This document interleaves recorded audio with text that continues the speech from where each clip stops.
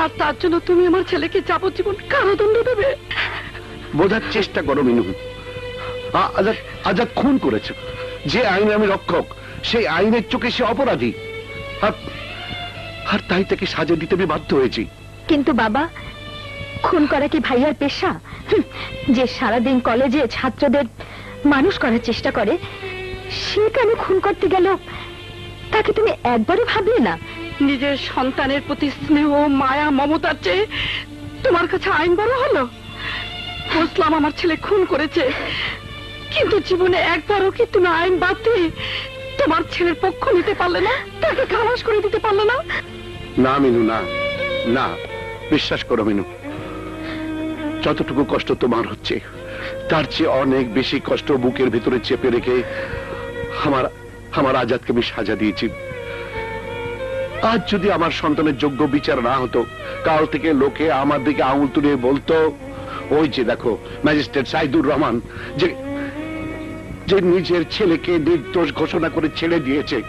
আর এখন কি বলবে? ওই যে সাইদুর রহমান নিজের ছেলের প্রতি যে এতটুকু দয়া দেখায়নি, আর গর্বে তোমার বুক ফুলে উঠবে। সন্তানকে হাততে রেখে গর্বে তোমার বুক ফুলে উঠতে পারে, কিন্তু আমার নয়। সারা জীবন আমি আজাদের পরিণতির জন্য তোমাকে দোষারোপ করে যাব, চিৎকার করে বলবো আমার আজাদ নির্দোষ। চল না। দাঁড়াও মিনু, কোথায় যাচ্ছ? যেদিকে দু চোখ যায় সেদিকে যাব, কিন্তু তোমার সাথে এক ছাদের নিচে আমি থাকবো না। মিনু, মিনু বোঝার চেষ্টা করো, আইনের ধারা আর উপধারায় আমার হাত বাঁধা ছিল। আজাদের যে বিচার করেছে তিনি একজন বিচারক, আর তোমার সামনে যে দাঁড়িয়ে আছে সে আজাদের বাবা। আগে তুমি একজন সন্তানের পিতা, তারপর বিচারক। আজকের দিনের আগ পর্যন্ত তোমার কোনো কথার কোনো প্রতিবাদ আমি করিনি। যা বলেছ মুখ বুঝে সহ্য করেছি, কিন্তু আজ আমি আর সহ্য করব না। তুমি থাকো তোমার আইন নিয়ে, আমি চললাম আমার মেয়েকে নিয়ে। আই লুক না। মিনু, মিনু,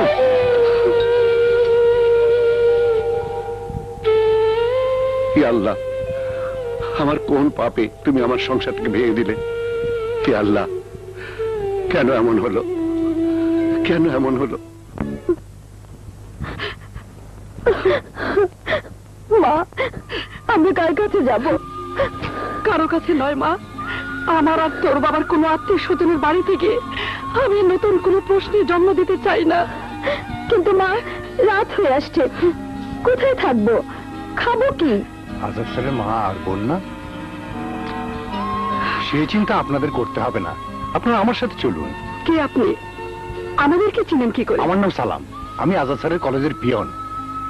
আমার মেয়ে সিমি হত্যার বিচার পাওয়ার জন্য আজাদ স্যার যা করেছেন তার ঋণ আমি কোনোদিনই শোধ করতে পারবো না। আপনি আজাদ স্যারের মা আর আপনি বোন। আমি বেঁচে থাকতে আপনাদের কোনো কষ্ট আমি হতে দেব না। দয়া করে আপনারা আমার সাথে আসুন, আসুন। কিন্তু কোনো কিন্তু নেই মা, আমাকে আজাদ স্যারের ঋণের বোঝা কিছুটা শোধ করার সুযোগ দিন। ঠিক আছে, চলুন। আসুন, আয় মা। আসুন আমার সাথে।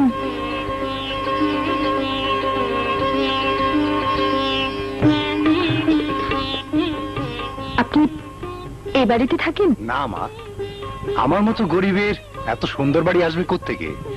আমাদের কলেজের একজন শিক্ষক ট্রেনিং এ বিদেশে গেছেন, যাবার সময় এ বাড়ির সব চাবি দেখাশোনার জন্য আমার কাছে রেখে গেছেন। আপনাদের কোনো আশ্রয়ের প্রয়োজন, আপাতত আপনারা এখানেই থাকুন, পরে স্যার এলে আমি সব বুঝিয়ে বলবো। ভাই, তোমাকে যে কি বলে ধন্যবাদ জানাবো। আমি যা করেছি তা খুবই সামান্য কাজ, কোনো কিছু দরকার হলে আমাকে বলবেন। যাই দেখি খাবারের কোনো বন্দোবস্ত করতে পারি কিনা। না না, আমাদের জন্য ব্যস্ত হবেন না, আমাদের কিছুই লাগবে না। তা কি হয় মা, না খেলে যে শরীর খারাপ করবে। তোমরা বিশ্রাম নাও, আমি যাই। চল।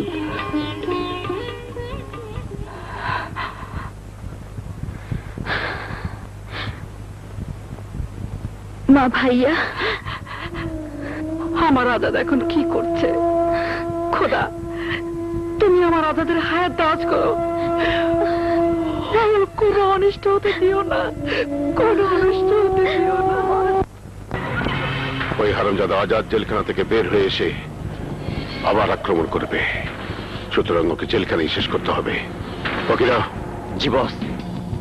তুই জেলখানায় যা, জাম্বুকে বলবি আজাদকে জেলখানার মধ্যেই মেরে ফেলতে। ওকে বস। ভাই বাস বাস বাস।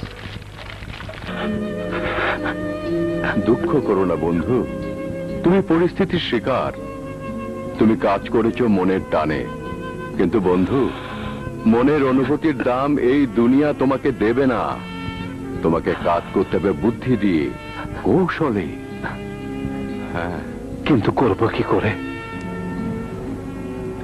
বাবা তার আইনের বেড়া জালে বন্দী, নিজের হাতে আমাকে যাবজ্জীবন কারাদণ্ডের আদেশ দিয়েছে। জেলখানে বসে থেকে জীবন চৌধুরীর বিরুদ্ধে আমি কি করে লড়ব? ধৈর্য হারা হয়ে না। আমি তো আজ 8 বছর ধরে অপেক্ষা করছি আমার মুক্তির জন্যে। ওই জীবন চৌধুরীর কারণে আমার 2টো হাত হারিয়েছি, আর তার প্রতিদানে জীবন চৌধুরী আমাকে পুলিশের হাতে তুলে দিয়েছিল। যেদিন ছাড়া পাবো সেই দিন থেকেই শুরু করব তার বিরুদ্ধে আমার যুদ্ধ। যদি আপনার সাথে আমি মুক্ত হতে পারতাম, তাহলে দুজনে মিলে ওই জীবন চৌধুরীকে শেষ করে দিতাম। ওর জন্য আমার বাবা মা বোনের কাছ থেকে আমি অনেক দূরে।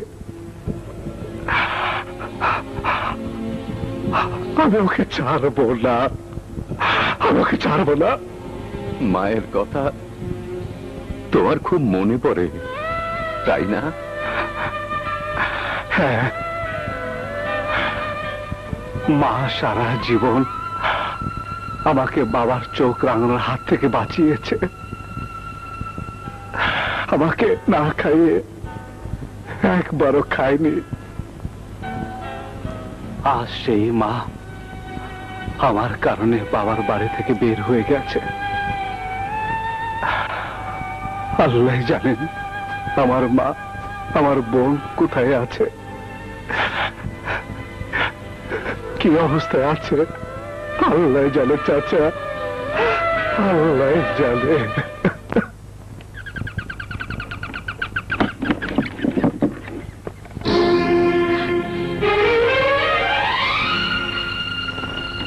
না মিনু, দরজা বন্ধ করো না। এখানে কেন এসেছো? তোমাদের দেখতে। লুবনা কোথায়? লুবনা, কেমন আছিস মা? ভালো। দেখা শেষ হয়েছে, এবার এসো। লুবনা, এই খাবারগুলো তোদের জন্যে। আপনার আনা খাবার আমাদের পেটে হজম হবে না। যে বাবা নিজের সন্তানকে তার নিজের জীবন বাঁচানোর জন্য দোষী ঘোষণা করতে পারে, সেই বাবার হাতের খাবার আমার জন্য বিষ। মিনু, আমাকে অনেক সাজা দিয়েছ, আর না, আমি আর সহ্য করতে পারছি না। আমার বুকটা জ্বলে পুড়ে ছাই হয়ে যাচ্ছে। আর নয় মিনু, আর নয়।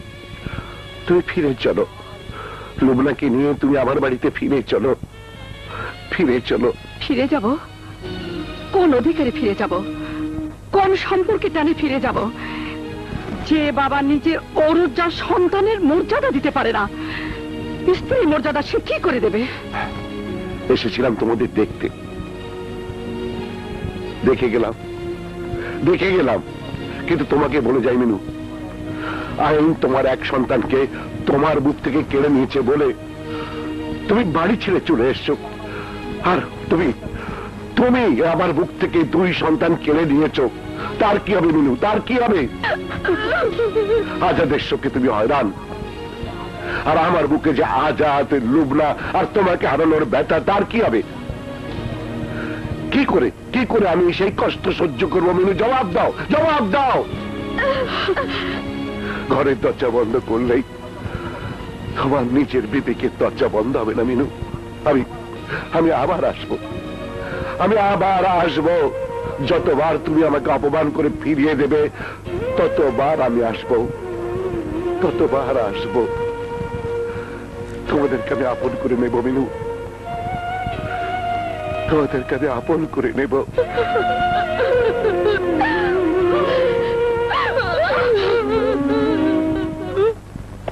আপনার সাজার মেয়াদ শেষ, আপনি জেলা সাহেবের সাথে দেখা করুন।